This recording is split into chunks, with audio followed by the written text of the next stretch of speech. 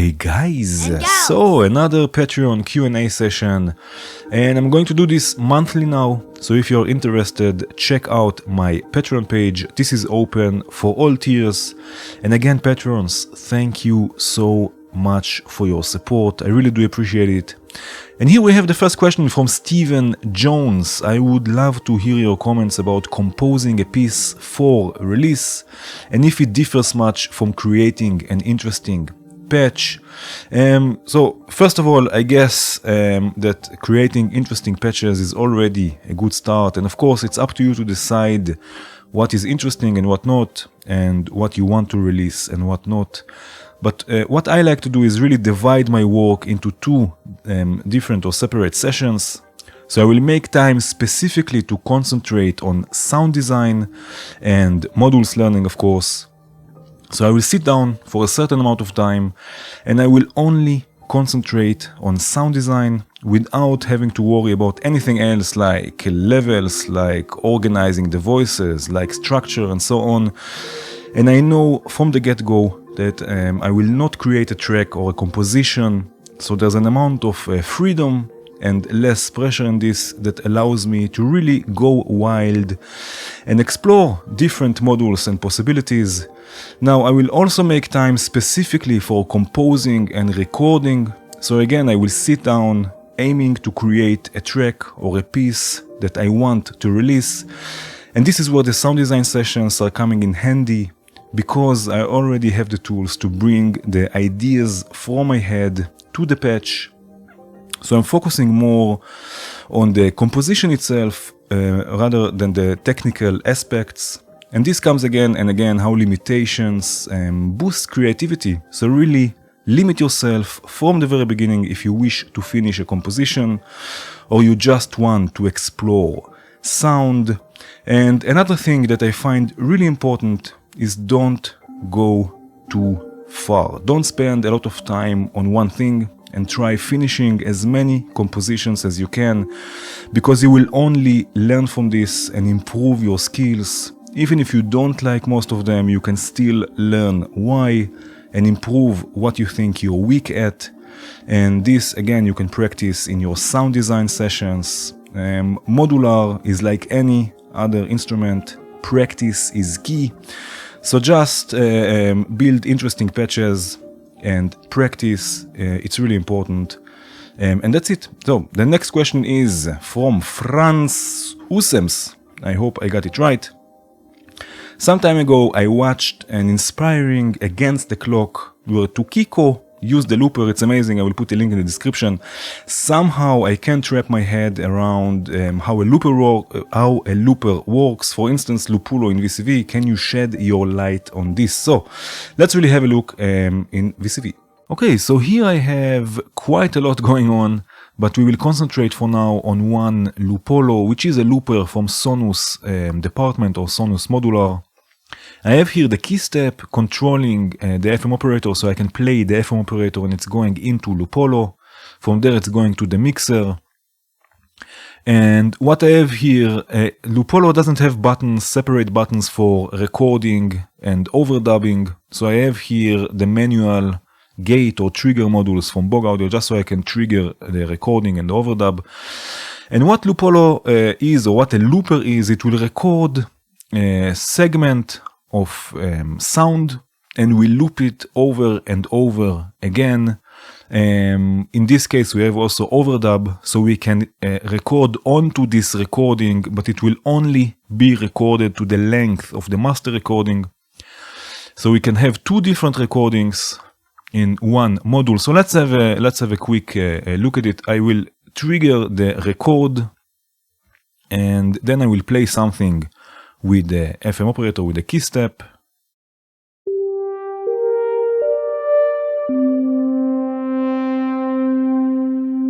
And now when I trigger it again, it will play. You can see it says record play. So now it's playing exactly what I've recorded into it.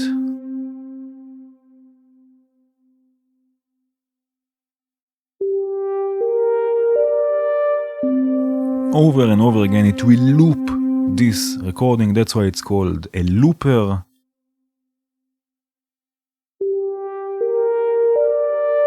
And here we have again the overdub. So the overdub will record over this recording what we've already recorded. But we are limited to the time of the first recording, so we cannot record something longer than this. So let's overdub something.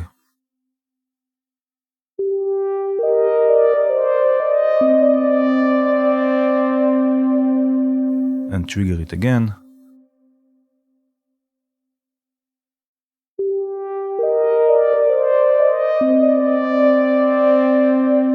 So again, it will loop this over and over again until we record something new or until we clear it. Here we have the trigger input, but also a button. So I will clear the recording now. And this is basically how a looper works. There are, of course, many types of loopers. For example, there is another one from from Sonus, which is called Lupolo 3. So we have 3 different loopers in one module. It's also stereo. Here you can also flip the direction of recording so it can play in reverse. And you have the master track. So again, this will limit your length of recording. So the length of the master recording will be the length of the other slave recordings. And here you also have overdub. And you have different outputs. So you can also have fun with this. There is another one from Sonus. It's called Campione, which is again, in this case, only one channel, mono, but it can play a one-shot. So it will not loop, it will play a one-shot recording of your recording. And also here you have the direction. Here you can also change the speed. So it's actually the pitch. And you can also say from where the loop will start and where it will end. So again, just experiment with this. Now what I have here in the Against the Clock video, she has, I believe it's a looper from Boss, which has a few different channels. And I think also you can sync it with a clock, which is also a nice feature in some loopers. So here I have 3 Lupolo, and I have the FM operator going into all 3 of them.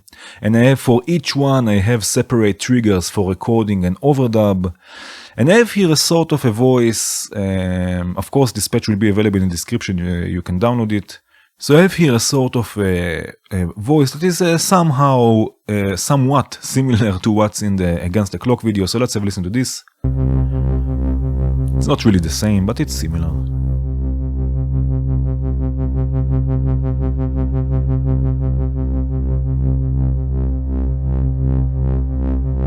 And now I can start recording some loops with the 3 different channels and overdub. So let's start with the first one.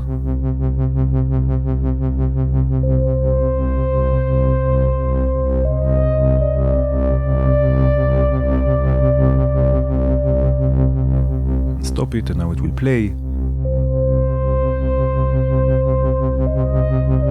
And it will just continue looping the same thing over and over again. Let's record the second looper.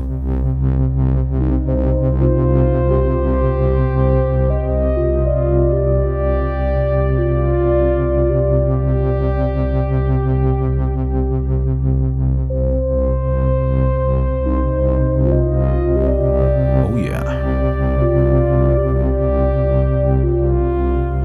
And the third one.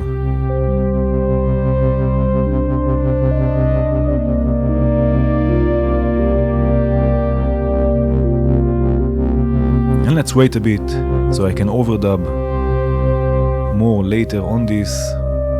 Now we can stop it.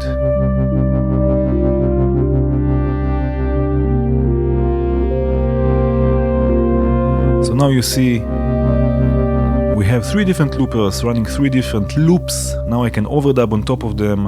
And again, the overdub is limited to the length of the master recording, of the initial recording that we had. So let's try overdubbing a bit here.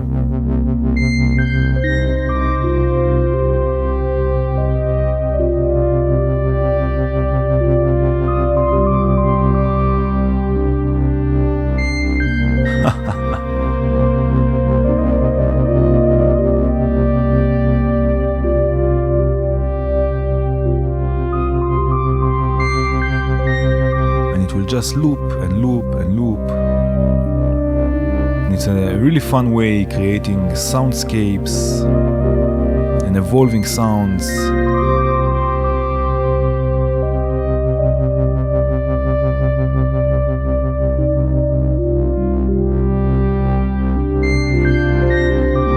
Of course, you can have 3 different sounds for each looper. You can have as many loopers as you want, of course, as much as your CPU is allowing.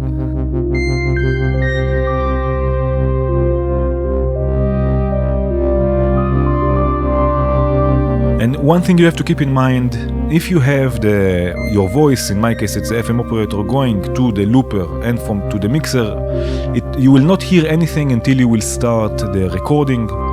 So don't be surprised if you hit a key or something and you don't hear anything. You have to start the recording for it to actually make sound.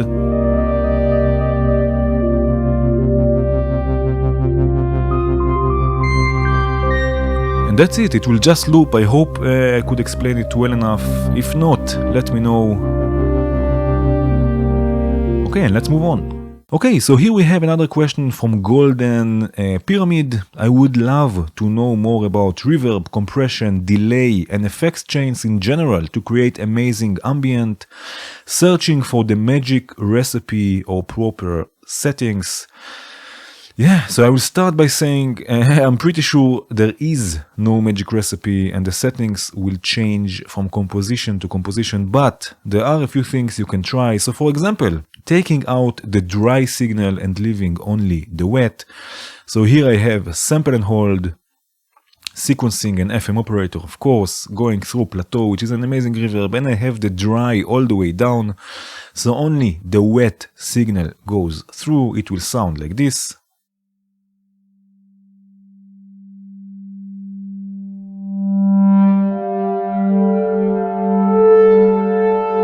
Oh yeah.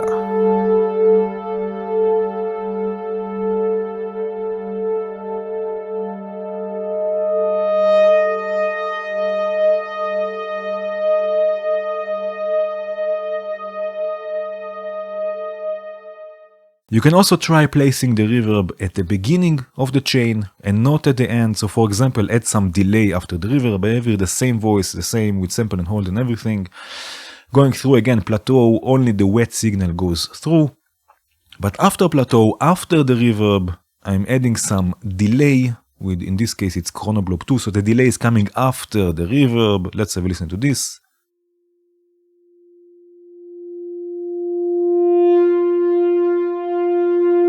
Oh yeah.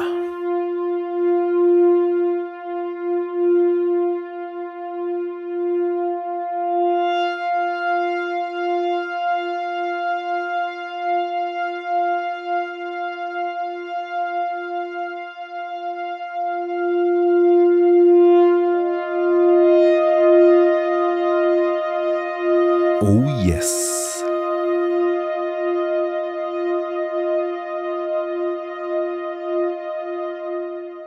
And you can also add some distortion after that. So again, the reverb is the first in the chain. I have the same voice, again going through the delay. And then after the delay, I'm adding some distortion. So let's have a listen to this.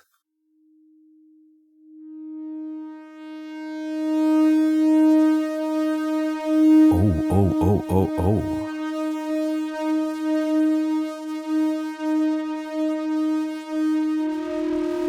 Oh yes.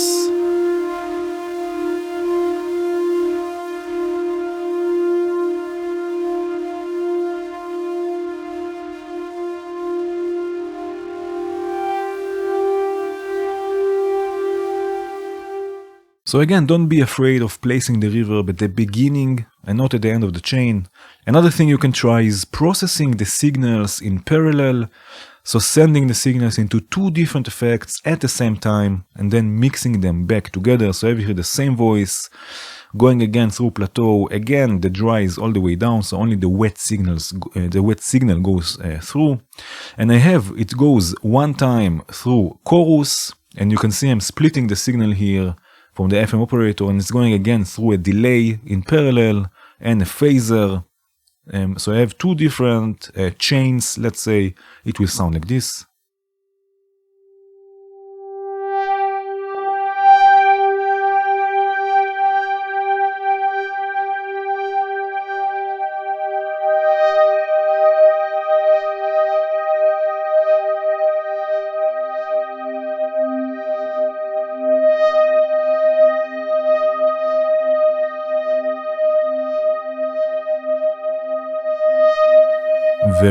nice.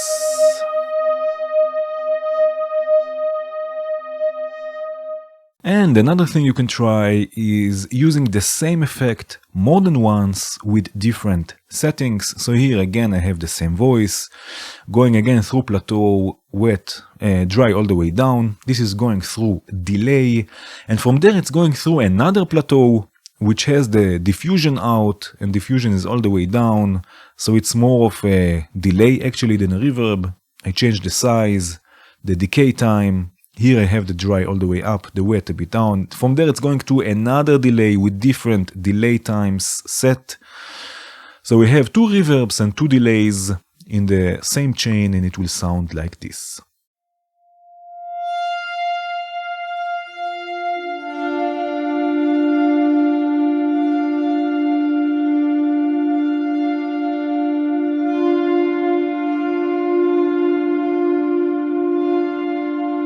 Oh yeah.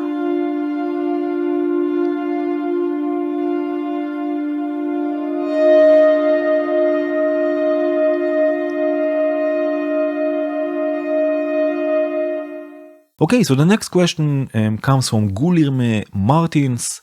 I would like to know a little bit more about the process of choosing a specific scale or note interval, how to choose a good tune or notes combo.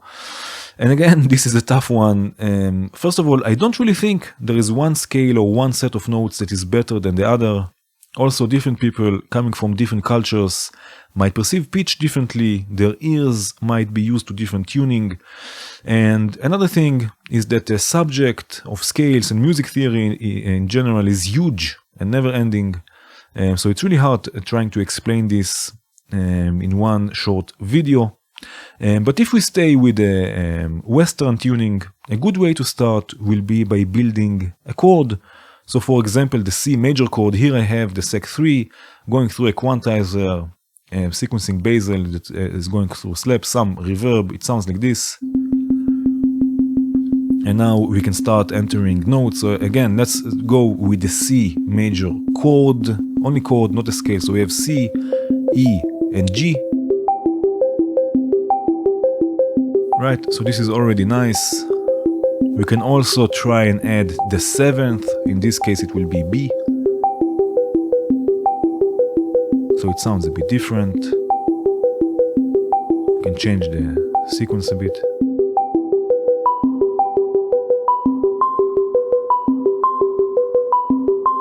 And of course it's important to know the basics. So spend time learning about scales and chords so you will have the tools to understand and make the right choices for you.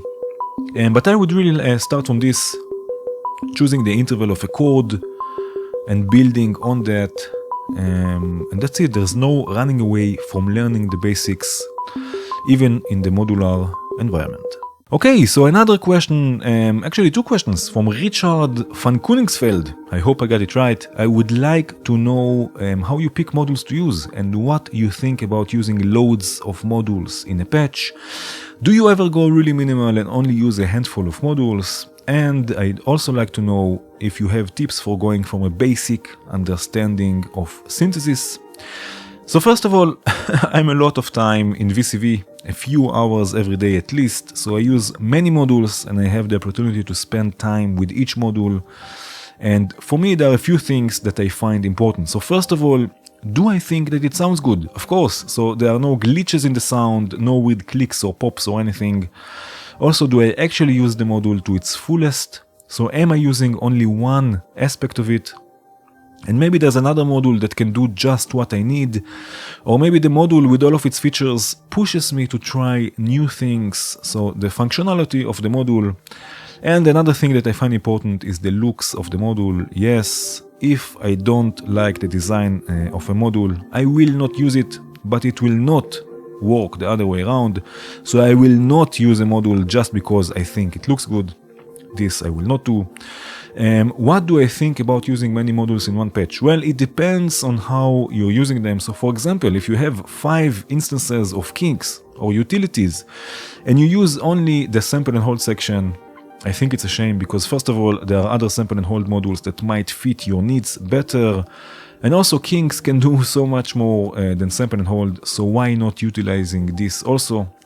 But if you're building a patch and you feel like you are missing something, just go for it without thinking too much. The music or the sounds are the most important at the end of the day. And always think what else you can do with a certain module before you add another one. Maybe, just maybe what you need is already there. And yes, I really like the idea of building minimal patches. It really makes you think about each and every module and what you can get out of it. And again, as I mentioned before, limitations are a gift. So whenever you can, limit yourself and try digging deeper in each module. About tips for learning synthesis. So one thing you can do is make learning sessions. So for example, you want to learn about FM, just load a few modules and start experimenting, concentrating on only FM. Sometimes you can find beautiful things on your own. Yes, without someone else telling you how things should be done. Again, I mentioned this before, practice is key. So try having separate sessions for practicing and composing. And don't forget, YouTube was not always there. There are things you just have to try by yourself. And of course, don't forget the forums and different groups where you can ask about something. And most of the time, people are happy to help. Okay, this question is from James Sheffer. How do you release one of your new tracks or perhaps a full album to the various music streaming services such as Spotify? So I use DistroKid for all of my releases. It's super easy to upload new tracks and you don't have to pay extra for each track. And of course, just a disclaimer, I'm not sponsored or anything by DistroKid. But yeah, I think it's easy. It's the easiest actually way to upload your music online. Okay, another question. This one is from Philip Shepper. I'm thinking of buying my first hardware module. My question is how you send CV from VCV to external hardware. So let's have a look. Okay, so there are a few options out there actually that you can use for sending CV from VCV into your system. I started out with the ES3 and ES6 from Expert Sleepers, which are connected through ADAT. So you will need an audio interface with ADAT in and out. And with it you can send up to 6 signals CV and audio into VCV Rack and up to 8 signals from VCV Rack to your system. I recently got also the ES9 from Expert Sleepers, which is an audio interface by itself. And you have up to 14 signals you can send into VCV, and again up to 8 you can send from VCV. If you have a DC coupled interface like a Motu interface of some sort, you can also use this to send CV out of VCV. Another thing you can try is using a MIDI to CV module. Here I have the one from IntelliGel, the 1U MIDI to CV. It's called the Micro MIDI. I think it goes in the 1U row, but there are other ones that you can use, like you mentioned, the one from Dupfer, I think. You send MIDI from VCV. You can send out MIDI into this module, and here you can take out with normal patch cables the different signals. So you have pitch, velocity, mod wheel, trigger, gates, continuous controller, and different clocks, run and reset, all as CV with normal patch cables. So again, you send MIDI out of VCV into this module, and from here you get control voltage. Another thing you can try is if you have some sort of a MIDI controller or synthesizer that has MIDI in and CV out. For example, I have here the BeatStep Pro from Arturia. It has MIDI in, and you can see here it has also MIDI out. So we have two different sequencers, pitch and gates and velocity, and you have also 8 gate outputs for the drum sequencer. So you send MIDI again from VCV into the BeatStep Pro in this case, or the KeyStep, or the MicroFreak, or the MiniBrute 2S, or different synths that have MIDI in and CV out, or MIDI controllers, and you use them as MIDI to CV converters. I have also a video about this. I will put a link in the description. So those are a few things you can try. I have to say I have the most fun with the Expert Sleepers modules. especially now with the ES9, because I have 14 inputs to send into VCV, unlike here that I had only 6. Hopefully in VCV 2 we will be able to use more than one interface in VCV Rack, so I could use my Moto interface and the ES9 and have a whole CV party going on. So those are a few options you can try. And that was it for today. Again, if you're interested in these Q&A sessions, go check out my Patreon page, and thank you patrons for your support. Like, comment, subscribe, and have a good one.